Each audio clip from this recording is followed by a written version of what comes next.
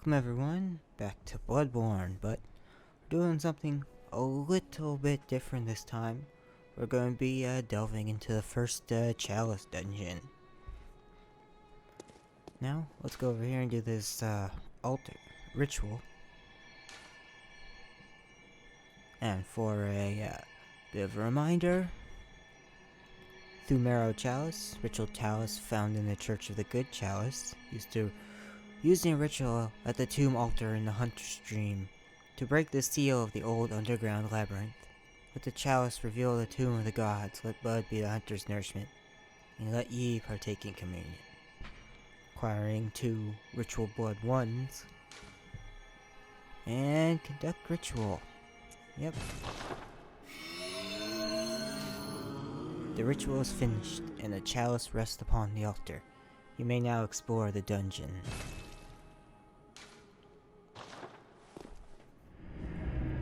So, Bloodborne does something that none of the other Souls-likes do.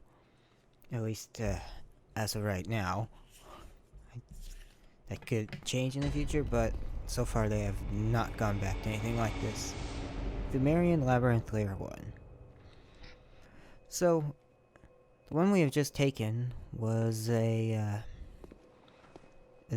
the most basic chalice that we got from killing Blood-starved beast.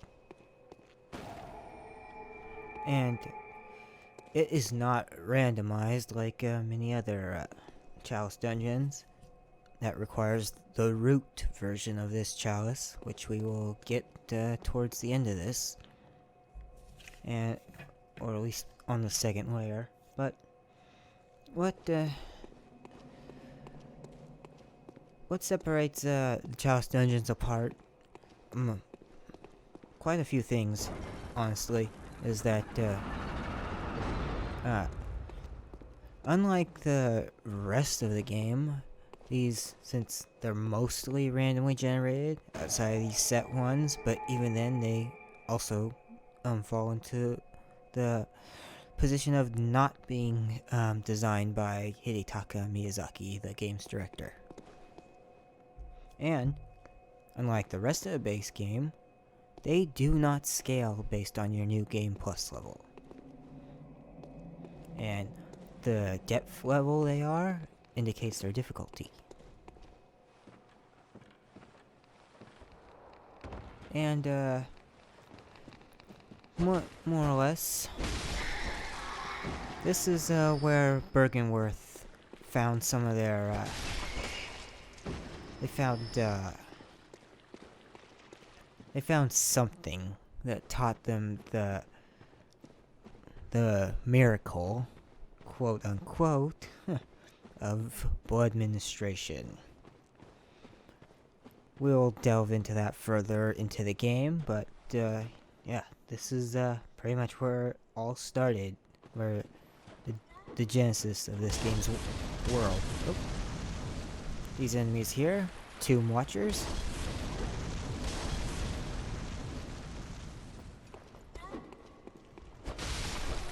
Chalice dungeons have exclusive enemies and bosses as well as remixed versions of stuff found in the main game.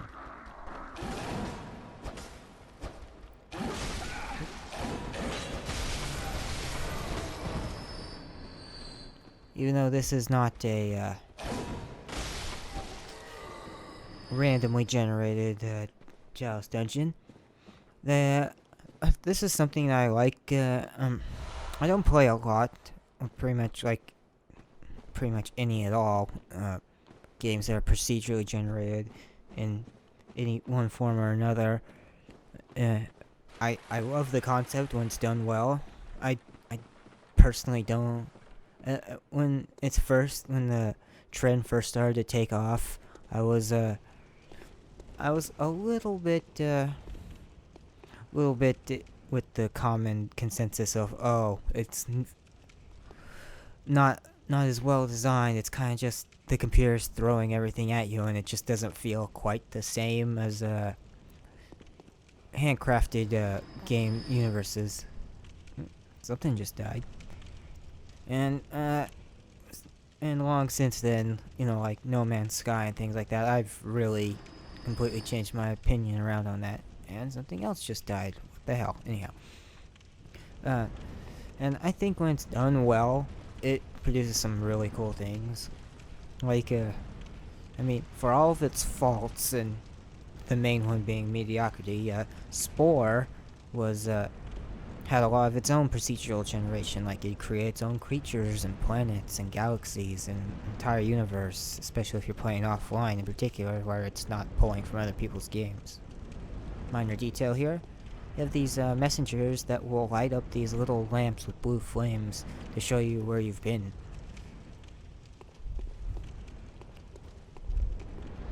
Anywho.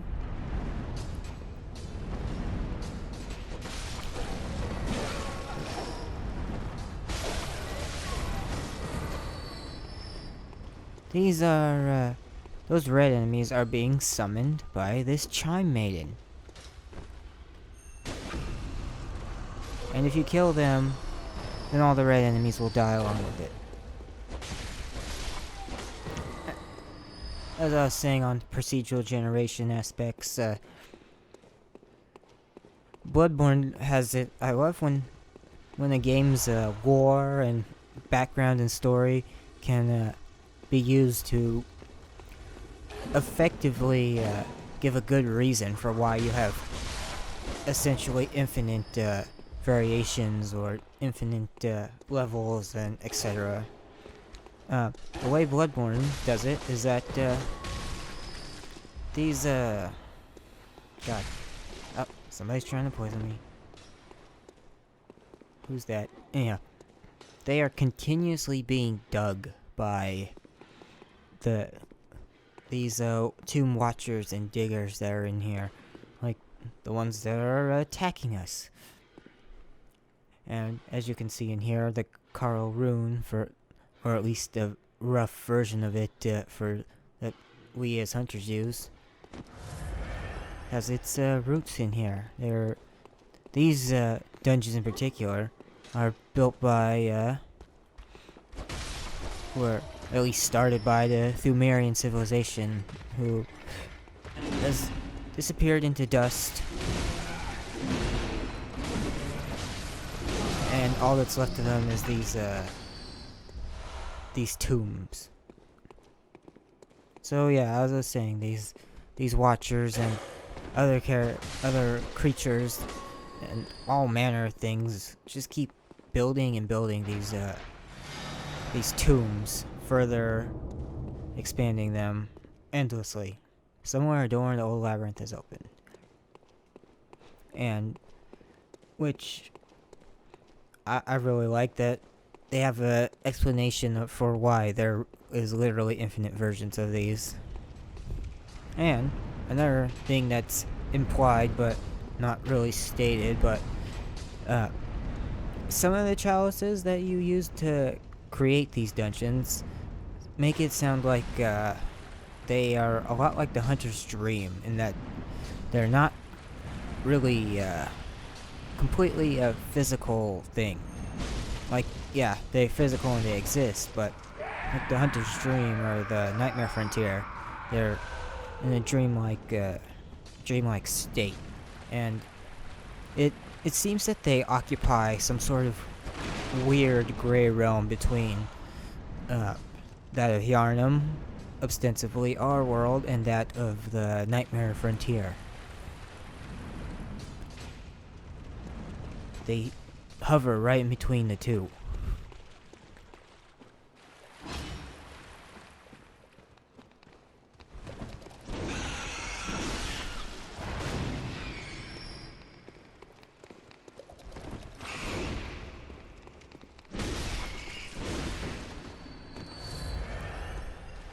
And they just keep expanding infinitely between the dream and the waking world.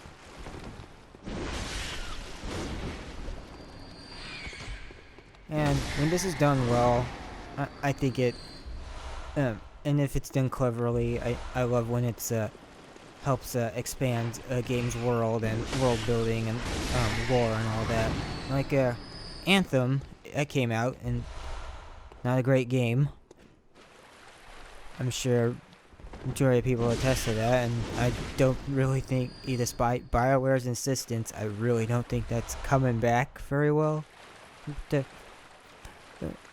That game also has infinitely generated procedural content, and the in-game and world building reason, all that is that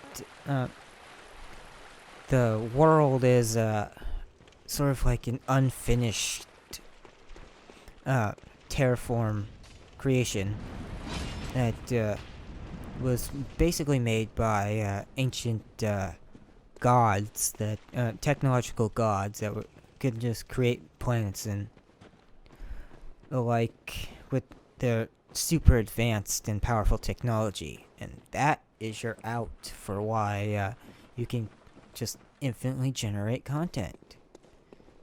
And I think that's pretty cool.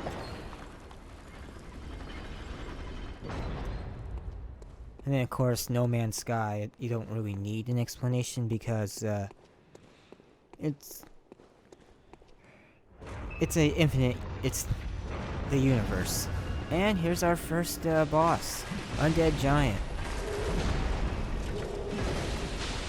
Likely some sort of leftover experiment from the Pthumeru race.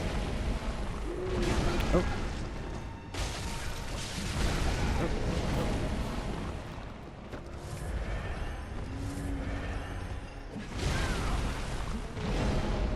There are multiple versions.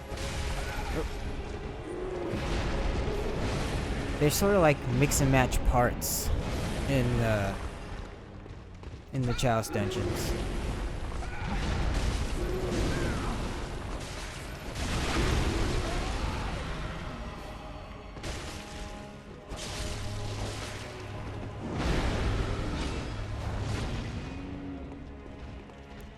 I seem to have broken his chest or something.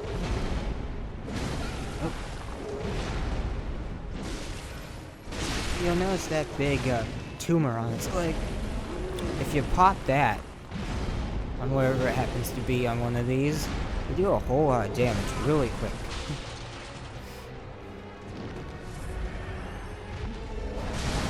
Oh. Huh. That went alright.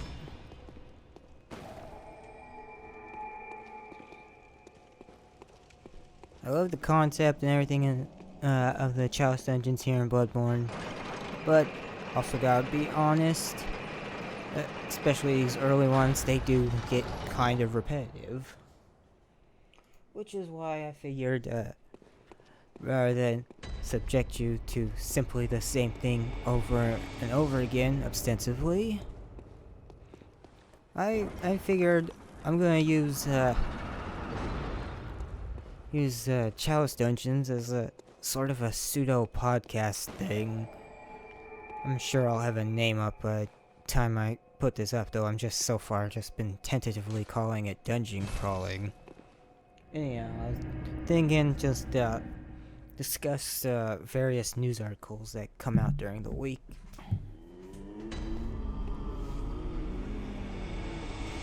And first up, I think welcome. First, let's level up real quick. Use some Very blood well. echoes. Let me. Oh nope, nowhere near. Never mind. Back in we go.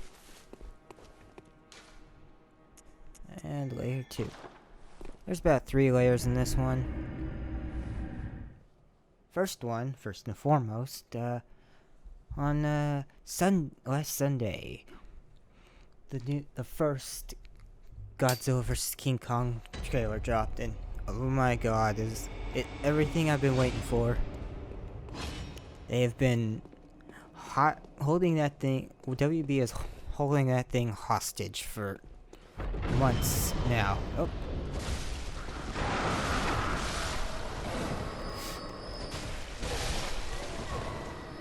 As that movie was originally supposed to come out in March of 2020, and we are now in, or maybe it was May of 2020, and now we are just now finishing January of 2021. So yeah, it's been a while. No wait, it was supposed to be out in November. It's changed the release date a few times, so I keep getting a little back and forth confused.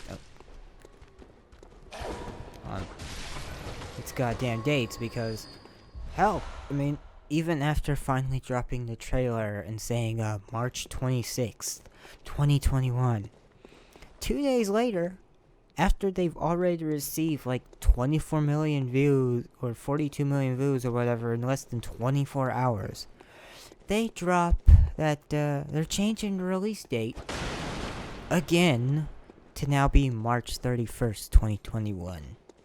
It's like, what are you doing now? Ugh, I don't understand the decision. Maybe some people are saying maybe it has to do with that HBO Max fucking Snyder cut that I have zero interest in. I didn't have any interest in the original cut. And I mean, it's no secret that a lot of DC movies are kinda not great, though. To be honest, the last few I've pretty enjoyed. I heard Birds of Prey was good. Unfortunately, I haven't seen it. I still want to. It's just in this weird place of it's a sequel to the last Suicide Squad movie, which wasn't good, but it's a good sequel. Then you have the fact that they're already rebooting Suicide Squad, being directed by James Gunn, which I am looking forward to. So it's like I'm like, I want to see this, but it's like it kind of weirdly in its own irrelevant place.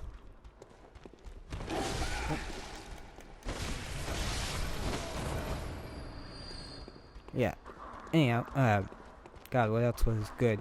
Joker, fantastic. Love that movie. And then Shazam, also great. I had a big fan of that.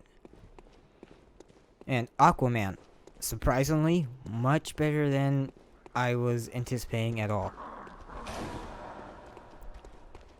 I had a very high recommendation from a friend when it came out, and I'm like, alright.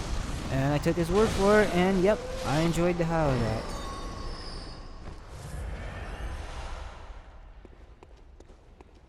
But, okay. And, man, I am going way off track. Okay, that Godzilla vs. Kong trailer. It looks great. Monster effects, fantastic. Some really good imagery of them both fighting in Hong Kong, and Kong seemingly going into the Hollow Earth along with Monarch because for some reason Godzilla is suddenly turned heel, and he's attacking a lot of human cities, and very clearly you can see in one part of the trailer that he's attacking areas in and around bases of some organization known as Apex. And that trailer does not try to hide it at all, that Mechagodzilla's in it. You can see him very briefly in the start of the trailer, and then you can see another section right before the first shot of Godzilla in Hong Kong, where Mechagodzilla is charging in the background on one of the screens, and his battery is fully charged and ready to go. Movie looks damn great, and I sadly think it's going to be the end of the MonsterVerse. Well, cinematically, at least at this point. Because, I mean, King of the Monsters was pretty great. I loved it. In fact, I just rewatched it because I got the 4K Blu-ray. I hadn't seen it since it was in theaters. But I was looking it up, and yeah, that movie budget and marketing budget kind of did not live back up to the box office take, unfortunately. They probably made, if they didn't just break even, then they made only a little bit of a profit, and that's a shame. And plus, the way that they're kind of really holding their cards close to their chest with the Godzilla versus Kong this entire time. They're trying to keep the marketing a bit cheap, and it's hard to blame them. I mean, Godzilla vs Kong trailer. It's had a hell of a lot of views on the official WB channel, which is good, and people got eyes on it. But unfortunately, trailer views don't translate to sales and streaming and movie ticket prices. So yeah, I want more MonsterVerse content. In fact, that's actually the next news item. We'll tackle that after we fight this guy. This is like a Watcher, and he's a non-boss version, and he's pretty great because he's just this big fat guy who's naked and holding a big weapon and rolling very fast. I feel like he is very much an in-joke when it comes to Dark Souls, because the community, when you wear heavy armor and heavy weapons, you roll pretty slowly, and that's always been known as fat rolling, because you're very heavy and you're not rolling very well. You're taking short rolls that take a long time to do. And I feel like this character is in some way a direct reference to that. He's a big fat guy who's rolling very quick because he doesn't have armor on. Because, majority of his movements consist of rolling more so than simply walking around. But yes, the next thing on the list here is that the past couple days they announced a Skull Island anime about people who are shipwrecked on Skull Island and have to survive, and Kong is apparently a main focus.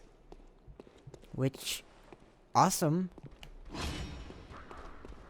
I do not think we're going to see Godzilla or any of the other Toho Kaiju in it, because I'm sure they have to pay more rights for it. And Toho is unfortunately very, very strict and litigious when it comes to how it license out its characters. Like, I remember in particular, recently, Nika lost its license, and people were complaining, like, oh, they didn't do a whole lot of Godzillas that we wanted them to, or there was just a lot of endless variants. And it's like, do you people have any idea how much of a pain in the ass Toho is about Godzilla licensing? Like, the Pipeworks games, for all their faults, and except for maybe Godzilla Unleashed on Weed, none of them are really bad games. Uh-oh. Oh, crap.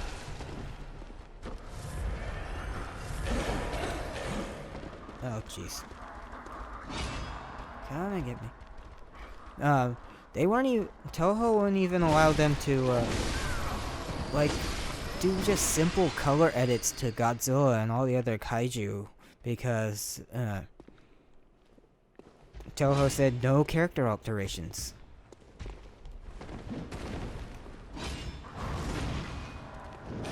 Oop. Oh, shoot.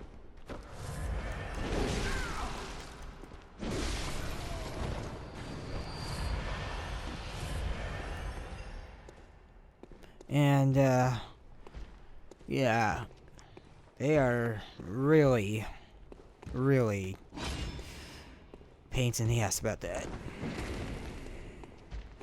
I can imagine Nika having to work with them and even getting those variants cleared, because at least they're products, and there's enough of a historic precedent with all the insane Japanese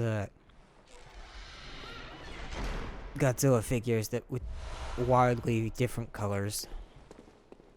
So I'm sure they had a little easier time in that regard. But getting different variants of Godzilla must have been a pain in the ass because you have to pay for each iteration individually. You don't. If there's any form of a Godzilla master license, it has to be prohibitively expensive. Like, don't even plan to make your money back expensive. Now, did I go all the way up top there? I think I did. Oh. Here we are. This is where I was looking for. But so, even if the MonsterVerse does not continue cinematically, at least this anime adaptation will be pretty neat. It's gonna be animated by Powerhouse, who also do the Castlevania cartoon. That's very... I've heard nothing but good things. I own the first season on Blu-ray, and I really need to watch it one of these days. And as a friend was telling me, if at worst, at least it will look nice. And can't argue with that, because he was also telling me about oh, boss ahead. I don't need to go refill.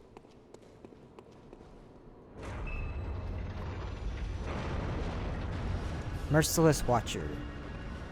Boss versions of the boy we just fought.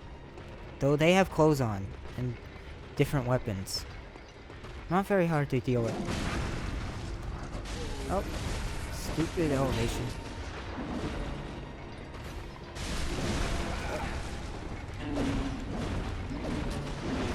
Oh, come on.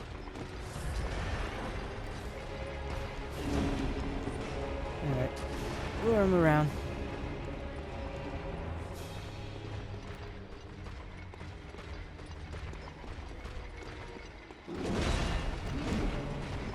And that leads into the next topic. A lot of kaiju past few days.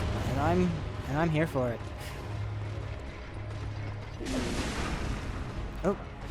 God damn it.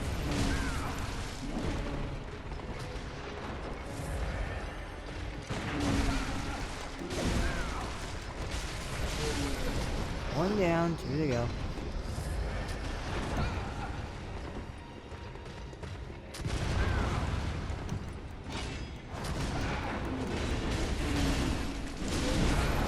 Okay. Don't get screwed. Huh. I'm a little over level for this. Thank goodness.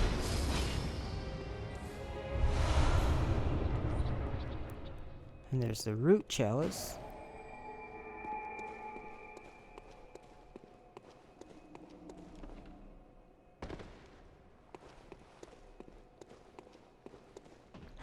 But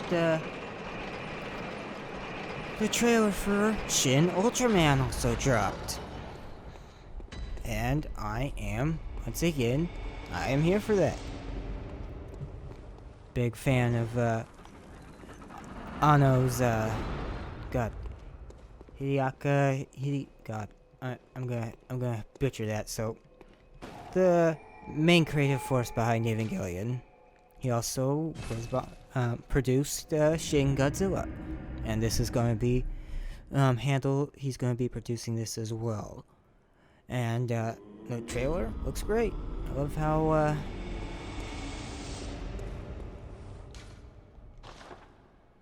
how just it seems to have a very similar cinematic style to Shin Godzilla, and I really love how that sort of brought back dark, twisted horror bent to Godzilla.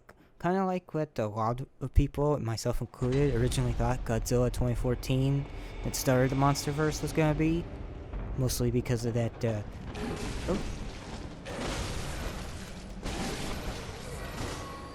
that leaked trailer, and we're talking about Vishnu and taking on multi-armed form.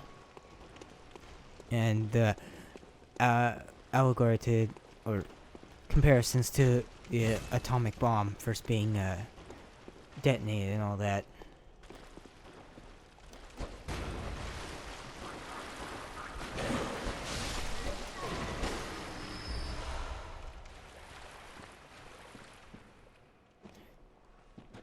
There's not a whole lot to details to glean from it. They didn't give really a press release or anything. Other than, it's scheduled for 2021, which I don't believe yet.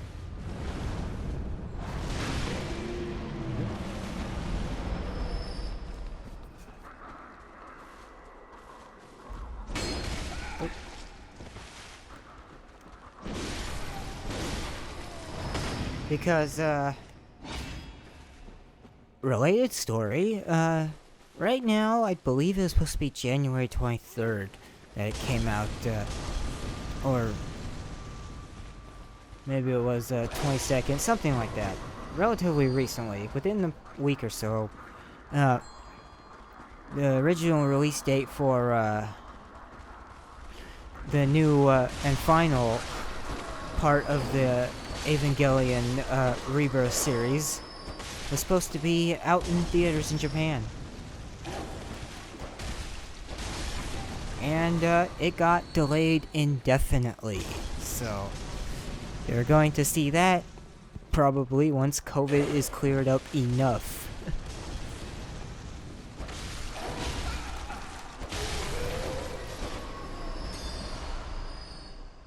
Kind of the same reason Marvel has been holding out on Black Widow since whenever the fuck last year that was supposed to come out.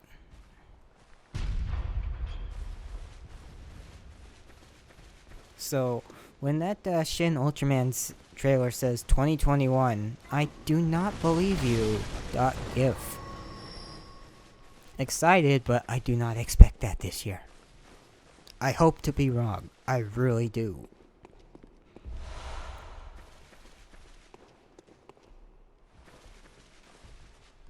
You know, down there, that big, creepy thing that I just killed.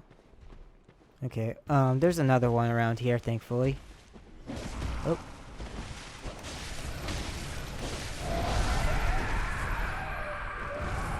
Thankfully, these Snatcher, enemies have less health down here.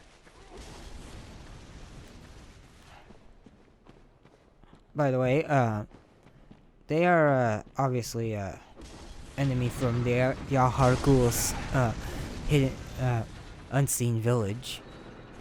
Which, leads me to believe that they were sent down here by their masters to collect, interesting creatures and artifacts. This creature here, fluorescent flower. It's got a design evocative of the gaping dragon from Dark Souls, with a big chest, and its main body doesn't take a whole lot of damage. I mean, it's got a lot of defense. And one of its main attacks is that vomit there, and as well as a grab attack, and and that whip there.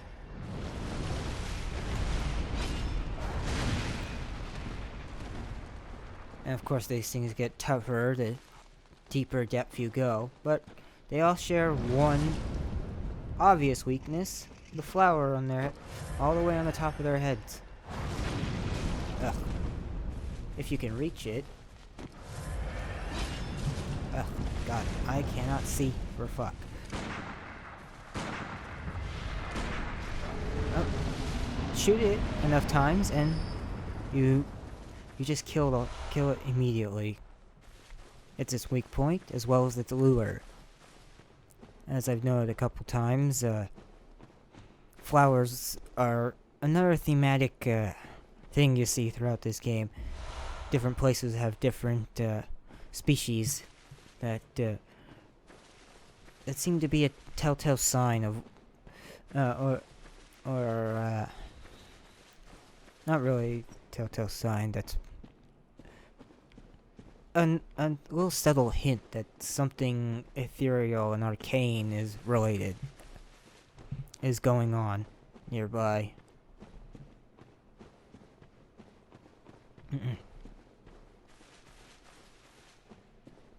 And another piece of kaiju news, one that I want to believe is real, but I'll believe it when I see it, is, and this is the blooding disgusting article title, For Real This Time, Cloverfield sequel in development. Now, I love the first Cloverfield movie. That came out all the way back in 2008. Found footage horror movie of a kaiju attack, directed by J.J. Abrams. And it's still pretty fantastic to this day. And apparently this Cloverfield sequel will be more traditional, not found footage, and it'll be directed by somebody else. Let me see what his name is. I have the article right here. Once that loads up, that monster just there is known as a pilgrim. They wander these tombs, searching for something, and it's never known what. They're probably. I like to think there's some remnants of the Pthumerians that, or others that potentially sought the Pthumerians for some sort of aid or religious, again, pilgrimage. Because the Pthumerians, they knew some of these eldritch gods, such as the Amygdala and those far above them. Alright, the director's name is Joe Barton. I have no personal familiarity with him, but I'll take him over J.J. Abrams, because if you've seen Star Wars Episode 9, Rise of Skywalker, yeah, it's pretty bad. I went into that movie with high hopes. I'm one of those people who loves The Last Jedi. It's got a lot of interesting things, great character moments, interesting ideas that unfortunately they're completely thrown in the garbage by Abrams in Episode 9. It's, God. If only Rian Johnson got to make the sequel to that. But he's supposed to have his own Star Wars trilogy that's not connected to the Skywalker saga or any of that sometime in the future, and I hope he doesn't have to deal with that unsolicited input. Because, God, I hate Episode 9 so much.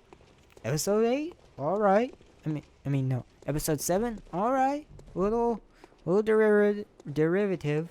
But I still think it's fine and fun watch. And it really helped get that series back on track after the lackluster prequels, though they were really great for world building, if nothing else, with some great ideas that weren't quite executed well. I don't think any of them are as bad as Episode 9. And yes, that includes Jar Jar Binks. Somehow, I don't know how I'm saying that. Yeah, J.J. Abrams is gonna have to direct something really good to put my faith back in him, cause, oh boy. Oh.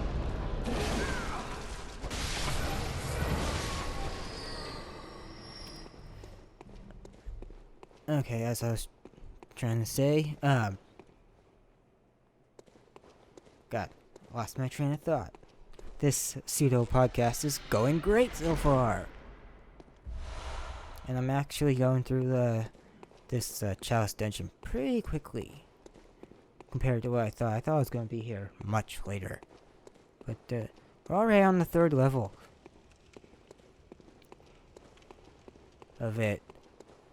And of course, as the game goes on, you're going to deal with the...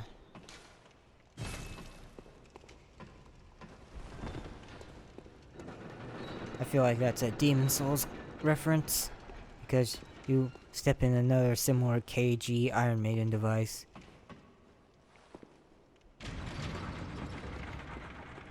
Okay, yep, that's what I thought.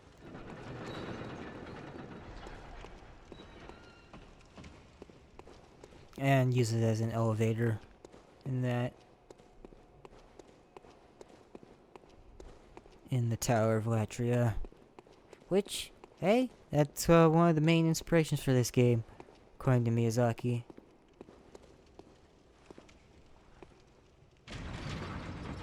Anything in this one? Item would be nice. Nope.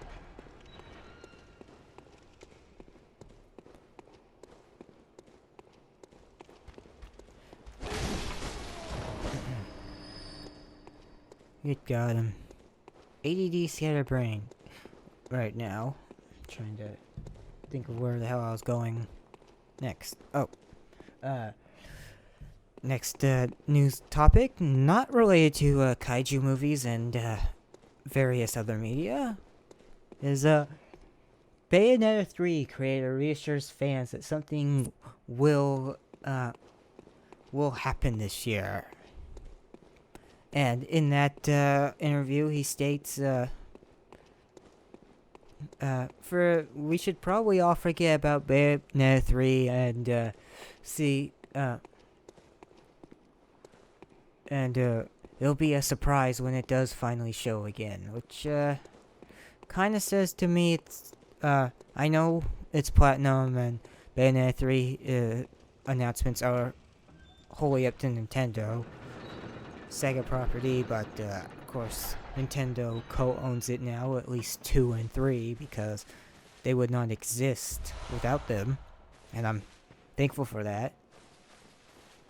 It's one of those things like not quite a one-to-one example with like Bloodborne or Demon Souls, where it's like, yeah, of course they wouldn't Bloodborne would not exist without Sony, and From Software is a third-party company that at this point is owned by Kadokawa Games. But I'm kind of sidetracking a bit.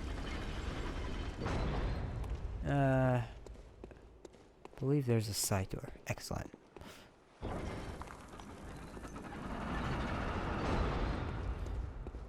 But so I hate when people complain about, Bayonetta 2 and 3 should be on other platforms. It's like they would not exist if it weren't for Nintendo. Kinda gotta get over it. And I'd rather something exist than not exist. Especially when it's something good.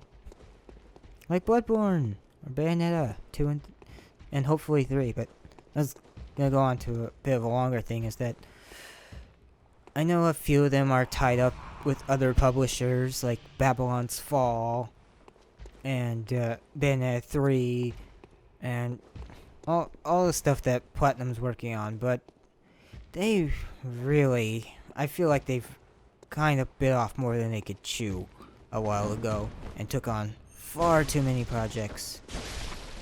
And a lot of those projects have not had any real updates since announcement. Babylon's Fall, at least we actually got a trailer for last year, or maybe it was 2019, jeez. But that's being done with Square Enix, kind of like how they collaborated previously with the Nier Automata. Anyhow, it looks great and everything, but at least that's had an update. That one I'm least worried, least concerned, least any form of upset with. And yeah, again, video games take time. They're not easy to make. And I am all for one. I'm one of those people that, like, it does not mind a delay. Of course, everyone brings up the old Miyamoto-ism of delayed game is a game is delayed for a little while, but a bad game is bad forever. That whole thing. But part of this, and I more or less agree with that. At least the spirit of it. But my main issue I take with all Platinum's projects is that they keep announcing more and more, but they keep offering little to no updates on the vast majority of it. And my thing is, I'd rather at least every now and then a real acknowledgement that the game still exists and is fine and is being developed in some way. It's the complete and total radio silence that I find upsetting. Or at least annoying.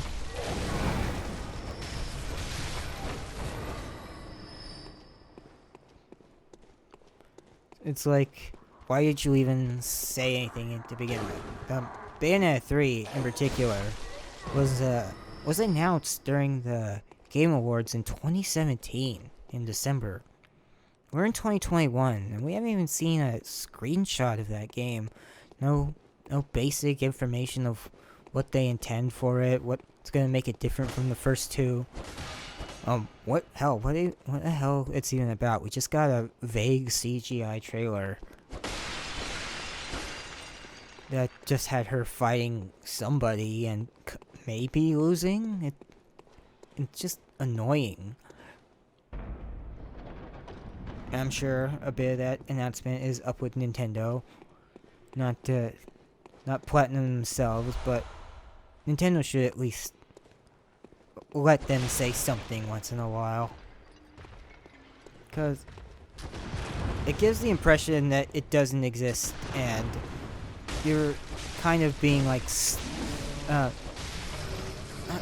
like you're being lied to. It just feels like you say you're gonna tell someone a secret and then go completely silent forever.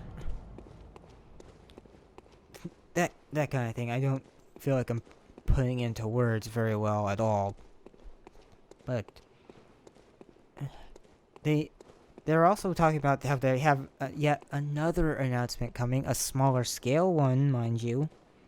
But it's another announcement on a pile of announcements that makes it feel like they're just being ran poorly or something. And that's really weird and a little disheartening, considering that prior to all these announcements and just infinite silence, is that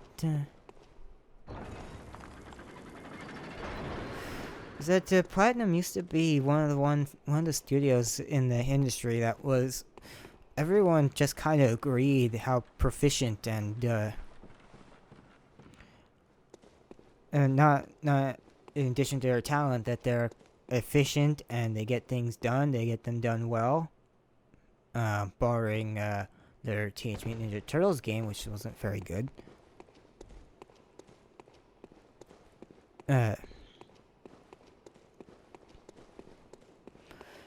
God, I keep losing my train of thought. Goddamn. Is that they announce something and it'd be out within a year, maybe a little more than that, and you'd have plenty of information within that time frame. Before I go in,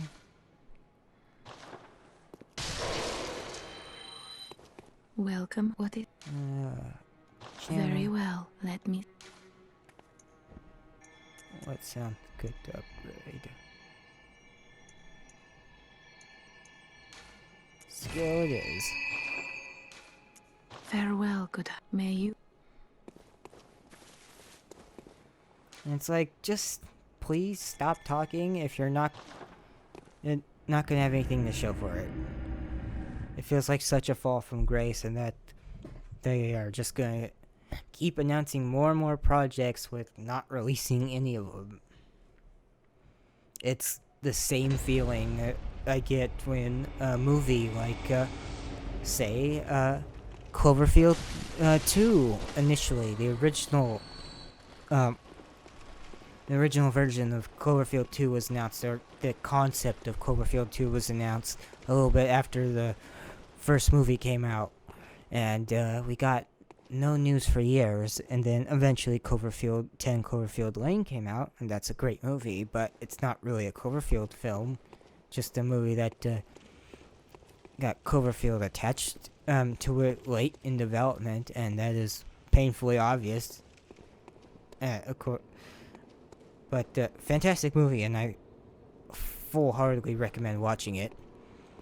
But it was just, hey, they will tease you now, but we're not actually gonna follow up on this because nothing actually happened between now and when it actually came out, because this project literally did not exist. And it's like, I'm still hyped in concept for Platinum Games Project GG, which is their Ultraman send-up game, and that sounds fucking awesome. Which ties back into the Shin Ultraman announcement. Hey, but it's just disappointing to think every time I think of that, oh, maybe that game, we'll see that game in 5 years. It won't be out in 5 years, but we'll see it. It's just, I'd rather a small actual update now and then than nothing. Watchdog of the Old Lords.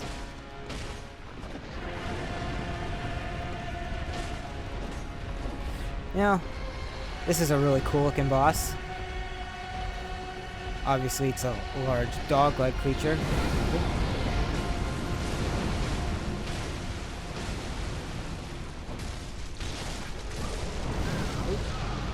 Oh no.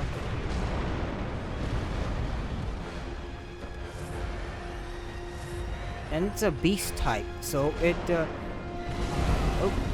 takes extra damage from serrated weapons.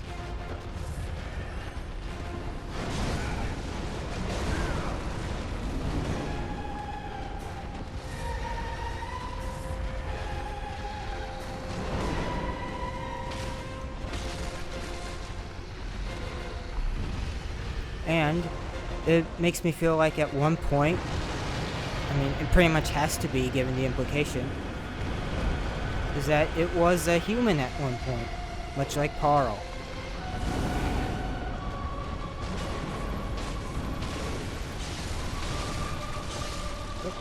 And its design is very reminiscent of the creature from Brotherhood of the Wolf.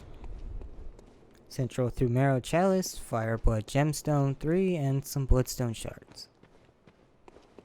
Yeah, that went really, really easily. Especially since I went in way overgeared for that. A lot of great details we didn't get to see in that fight. Mostly didn't get to see very well, at least, is that, like everything else that's a giant enemy, has an armor system where you could injure its limbs and they take extra damage. And the most notable portion of that Watchdog of the Old Lords, which is, of course, the Old Lords referring to Pthumerian civilization, is that when you break its limbs, that limb catches on fire because it's bleeding lava, and since its insides are all molten and fiery, and that's a great little detail. And it's got a lot of like eyes on it inside that big skull with like the sort of Swiss cheese face. It looks again, it's got a huge, narrow, giant crocodile-esque bony snout and it looks like that creature from Brother of the Wolf, as well as being much like a lot of things in these games, reference to Berserk. It's a reference to the inner dark hounds that Guts deals with. So, I mean, it's got a very similar overall shape. And, man, that went by way quicker than I was expecting. And a little sloppy, I'm not gonna lie. Especially since I could not fully articulate my thoughts very well. And I thought I'd have much longer because there's so much side content. And I haven't touched these Chalice dungeons since this game originally came out. And they were... Because even I've ran through this game, like, as I said, like 5-6 times now. And I've only dealt with the Chalice dungeons the first time. And... this is going to be the other time I do it, and there's going to be some Chalice dungeons I'm not going to be doing on video, because there's some required for their, I guess you could call it a quest line, but I mostly want to focus on the bosses and some of the lore, in addition to just these random news articles I feel are worth talking about. And maybe I'll do a root one now and again if there's enough stuff or something really interesting that pops up one week and I have the ability to record and speak about it.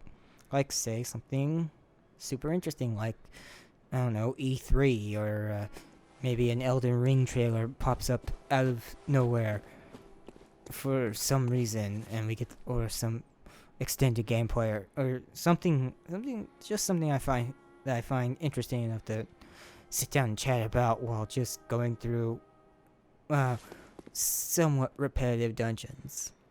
I know a lot of people kind of hate the Chalice dungeons for that reason, but I think they're pretty interesting, and they're nowhere near as good as the main game. I'm never gonna say that, but I think they are good enough to justify their existence, and they give a nice avenue for stuff like this. So, thank you very much for tuning in, and I appreciate it. And next episode we'll be heading back to the main game and advancing the story there. And so, thank you all for coming, and I will see you later.